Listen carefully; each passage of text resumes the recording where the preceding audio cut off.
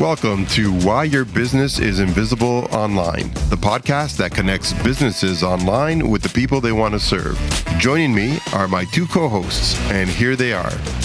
I'm Jim Filatico. When I'm not helping my clients grow their businesses online, you can find me traveling with friends and family. Hi, I'm Kelly Biggs, and I'm the AT alien of the group. I love hanging with friends and family, and when I'm not doing that, you can find me on Peloton. I've clocked over 2,000 rides so far.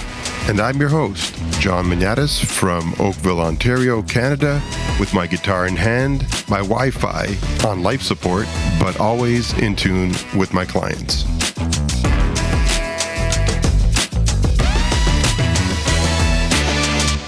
I'm gonna throw some stuff back at you guys because I know you've had experience with this. The term core web vitals probably brings a number of stories back and maybe current stories. But I think we should talk a little bit about the importance of the speed of your website and what that's all about. Awesome. Okay, yeah, Jim, let's talk about the importance of websites and core web vitals.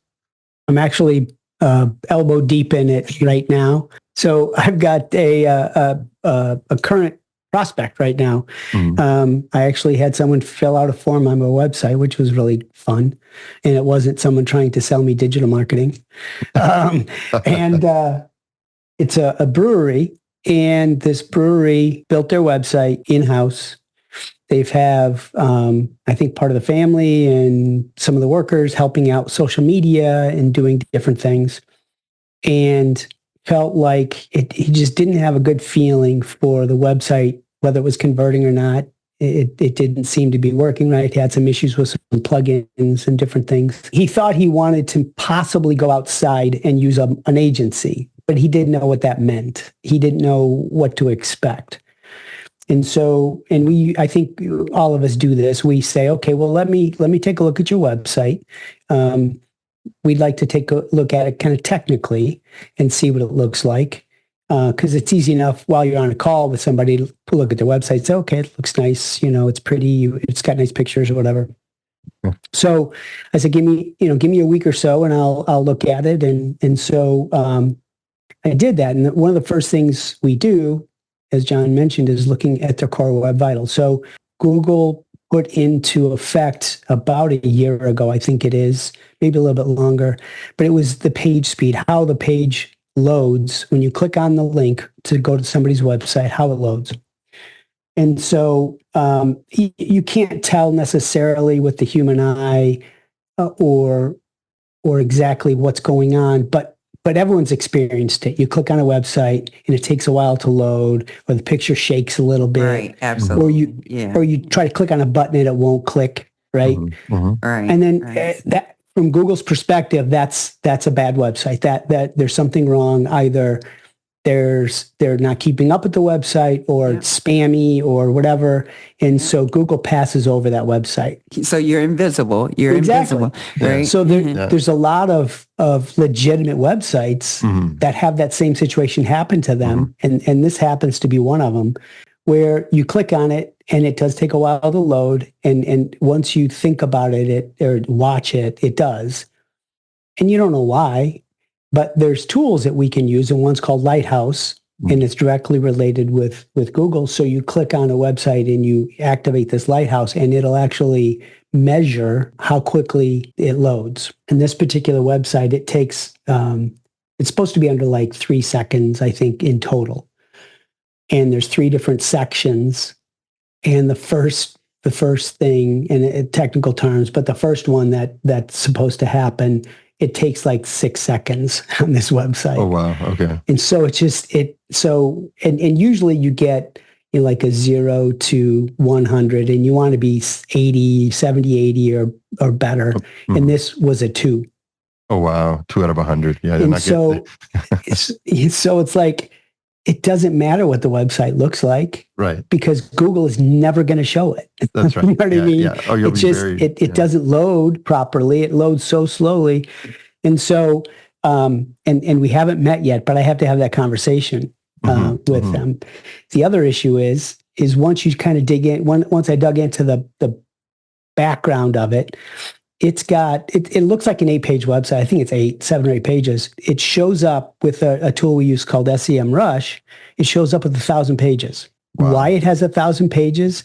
As we dig into it, there's something with their reservation or calendar plugin that every time they create a new event, it creates another page. Oh, that's and when people fill out and so the website just technically is horrible. And so that the experience that a searcher is having is horrible. Of course. And so it loads slow. You have so many pages that Google is like aren't real pages. Right. So or Google's trying to figure out what they are. Yeah. And so someone searches for, IPAs near me and it says IPAs on this, St. Patrick's Day from IPA. A beer. A beer, sorry. So if they're searching for a beer online, right, an IPA or, whatever, India Pale Ale, Oktoberfest beer, right? Yeah. And in 2021, they had an event for Oktoberfest, and that's Google's like, well, do I pull that page up or do I pull this page up? And you know what I mean? So so Google's like, the hell with it, I'm going somewhere else. Yes, exactly. Right? Yeah. And so those are the kind of things that we run into quite a bit with our clients, especially if it's a smaller business, because they built the website, but they didn't take into consideration the technical part of it, and they didn't take into consideration the content part of it, like we've said. And so it just doesn't give enough information for Google to say these guys are in the business, right? Yeah.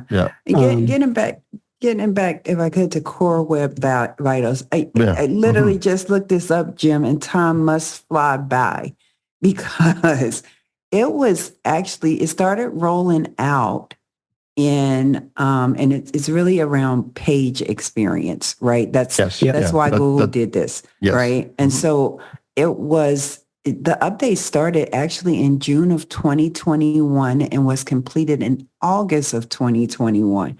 So time really does fly by, right? And then the part you were talking about, the load time, it's even worse. I hate to tell you for your clients, but it's even worse news. I thought it was 3.2, but it's actually they really wanted to load in 2.5 seconds. And the reason I think we have 3 in our mind is because what we know is that's the patient level of people, right? You have 3 seconds to impress whomever is visiting your website. So I guess Google knows that, and they're saying, if all you got is 3 seconds, you had better have it load in 2.5. Right. Wow. So to answer your question, John, I actually ran into this as well. And for me, it's an existing customer, right? So every month when I work with a customer, we look at this measurement every month. We want to make sure. You have to, because all your hard work on all the other areas can go out the window if you don't get this one thing right. That's exactly right. Yeah. And so I know I can't tell you the number of times we will work with a client. And again, we'll go back to that client, that entrepreneur who's like, I have a limited budget and I can pay you for the website, but nothing else. Like, again, if you're not on some type of a website maintenance with somebody, your business is at risk, right? And so they don't want to continue. And this is an example of a client that we've been working with for years, right? We built their website. When we build it, we always make sure it's a A or B as it relates to that measurement, Jim, that you talked about. But over time, as you're adding content, and you should, to your page, things get affected. Or in this instance, what happened, we actually had added a plugin that we needed for security purposes, actually, because, there's concern about bots and hacks. And in fact, we had to do it for our own website too, because apparently we had one that was Russian and we didn't know. But we quickly found out and had to make the shift. So when we do it for us, it prompts us to make sure that none of our clients have this as well. So anyway, loaded up this one, in this case, was a plugin, and that plugin was causing issues with the Core Web Vitals. So what we do, sometimes we'll reach out to whoever owns that plugin to say, hey, this is an issue. Are y'all going to fix it? Or, we make sure this is something that it's critical. And if so, then we might look at, well, does this mean we don't need some other plugins or some other plugins obsolete? Because that can be a big key factor, and it is technical. And like if you're the owner, if you're an accountant, a CPA or lawyer or, HVAC company, a small business owner, you're worried about serving your clients. Mm-hmm. You're not, it's just unrealistic for you to think that you're also going to do this. And if we didn't do this, again, it's going to impact who sees them. Yeah. It is. Mm-hmm. And they pay us to make sure that we're making sure that they're visible online. And so I would just say, just cautionary tale to anybody that's building a website or has a website, budget for maintenance at a minimum. Yeah. At a minimum. Right. Yeah, it just reminded me of a story with one of my. It's funny Tell now. us about it. It wasn't funny at the time, but it was a professional, an accountant, and obviously they care about their reputation, and so because they're constantly. This was a very good client where they're all in on providing the right kind of content on their website, with the right blogs, and they're being really helpful. So they're doing really well, okay, on that front. They're as helpful as they can get for their clients. Anyway, so we're humming along, everything's going perfectly. Then all of a sudden, I get this panicked call from the client.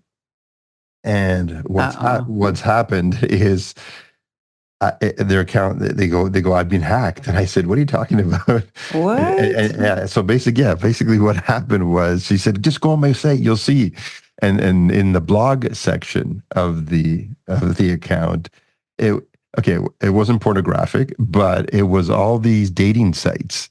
So imagine an accounting firm with all these it's a side hustle. Yeah, basically, yeah. I wasn't getting as many leads. 2 for 1. Yeah, exactly. So it was all, they were panicked. They said, you got to get rid of this as fast as you can. And I said, okay. So obviously I called it, and where this is going is the point you guys were both making about the importance of your web vitals, your core web vitals, but your website maintenance. And then, the truth is I had never bothered offering them that service from the get-go. I should have, but it was a lesson learned. But basically they had a WordPress website. And with WordPress websites, especially with all the plugins, some websites, and this particular one had lots of plugins for all kinds of things. Even though this hacker doesn't know their website credentials, does not know their login, does not know their passwords, but with all these plugins, there's a backdoor for people who understand how to hack. They can get into your website even though they don't know your password. And that's what happened here. And so thankfully we scrambled. My team was amazing. They fixed the problem super fast, scrubbed all the dating sites off of their blog posts. And literally it took about 5 seconds to get the client to pay for website maintenance.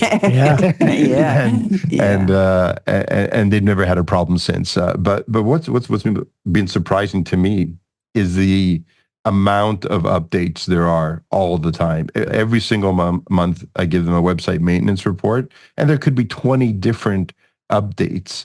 We do backups now, so we have a snapshot of their site in case anything happens.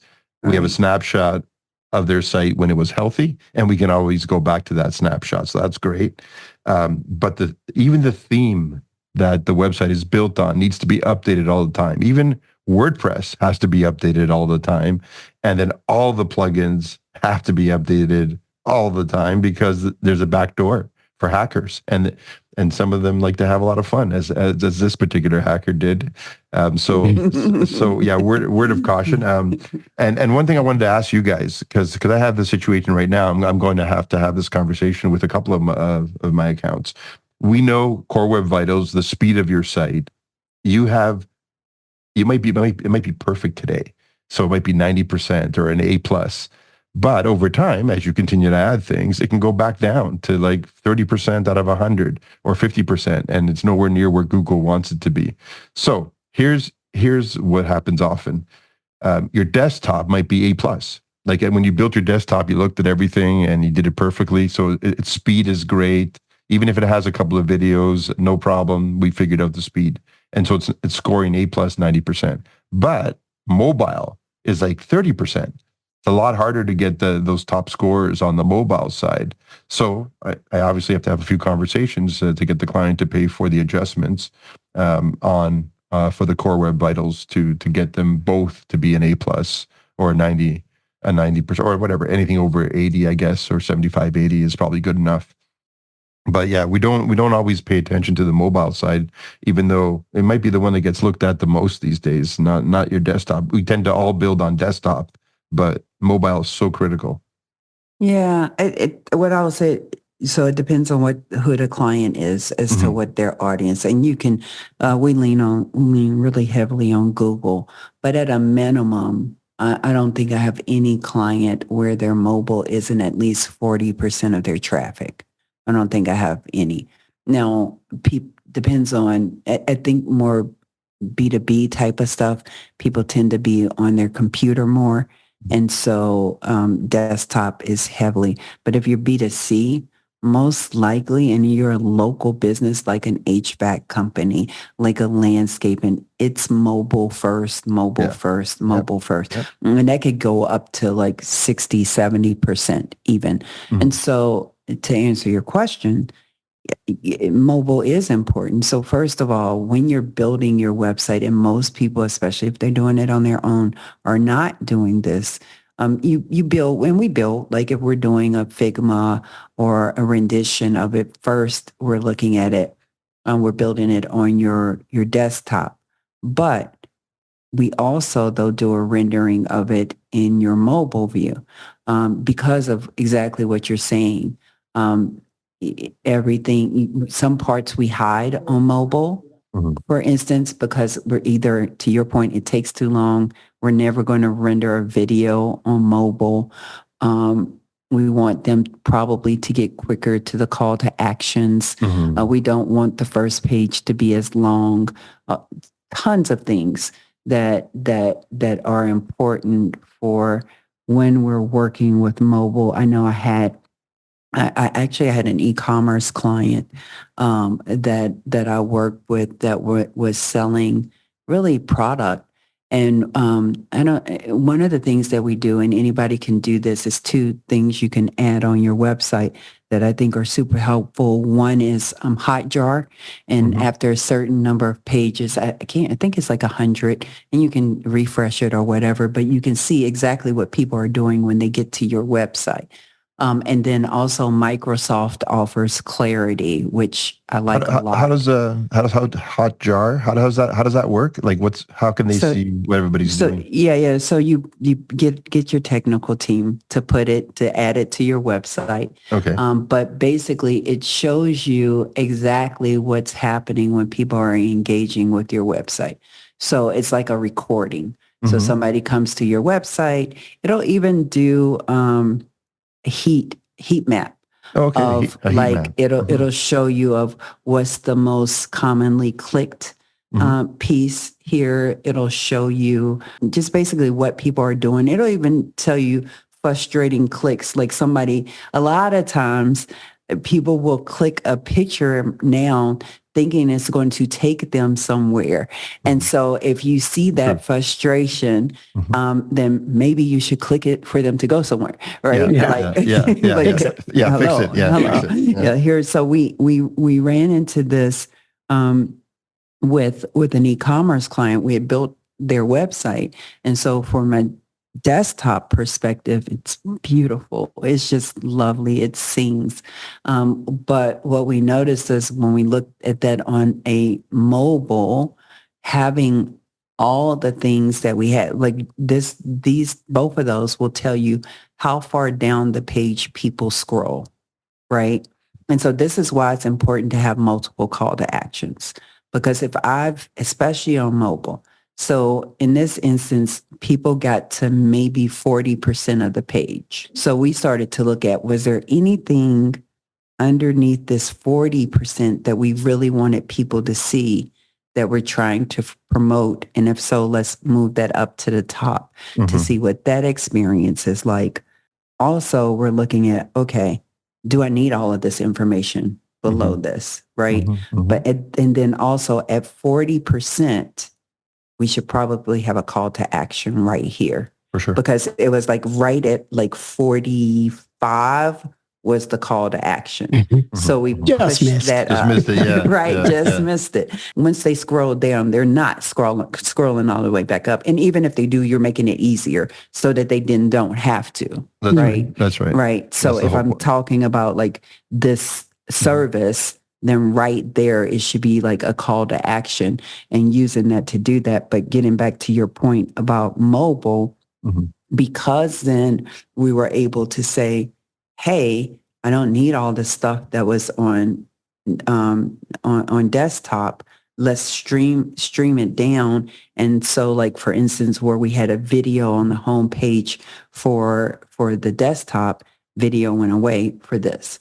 Like they could get to it on another page later down the road. But what Google cares about is that very first page. That's what it measures. Yeah. It's just that very first home page. So looking into that, and for her, again, just using those that little bit of insight, like you build your website, but it is not, I'm going to date myself. You remember set it and forget it, right? Back in the day, that's not what your website is. Once you build it, it should be ever evolving. Absolutely. But then to your point, John, when you make those evolutions, it can still impact core web vitals. So it's like cyclical, right? Yeah. But that's how I would say we see that. And then for your customers, just having that honest conversation about, hey, we're noticing an impact on this and we want to just test some things. Yeah, and go in and fix it. Yeah. Yeah. Thank you for tuning in to Why Your Business is Invisible Online. If you enjoyed today's episode, please do us a favor and subscribe and follow us on Spotify and Apple. Be sure to share it with other business owners who might find it helpful. If you want to dig deeper, contact us at ruinvisibleonline.com. That's capital letter R, capital letter U, followed by invisibleonline.com. Or message us on our LinkedIn business profile with the same title, Are You Invisible Online? The information shared in this podcast is for educational purposes only and should not be considered professional advice. The views and opinions expressed in this podcast are those of the hosts and guests and may or may not reflect the official policy or position of WSI Corporate. Always consult a qualified digital marketing expert before making significant changes to your online strategy. Until next time, keep connecting with the people who matter most to your business and join us for our next episode.